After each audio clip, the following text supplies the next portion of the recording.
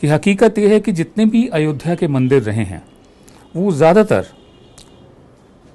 जो मुस्लिम नवाब थे उन्होंने जो ज़मीनें दी थी उन पर बने हुए हैं, उनकी दी हुई ज़मीनों पर बने हुए हैं। और जहाँ तक योगी आदित्यनाथ हैं मुख्यमंत्री, गोरखनाथ मठ जो है जिसके वो मठाधीश हैं गोरखपुर में हैं, उसकी ज़मीन दी थी आसिफुद्दौला ने दी थी, नवाब आसिफुद्दौला ने सन 1790 के करीब। वो गोरखपुर गए थे और रोशन अली नाम के एक पीर से मिलना चाहते थे जो शिया थे। तो रोशन अली साहब ने आसिफुद्दौला से कहा कि गोरखनाथ मठ के लिए आप ज़मीन दीजिए, तब वो ज़मीन दी गई।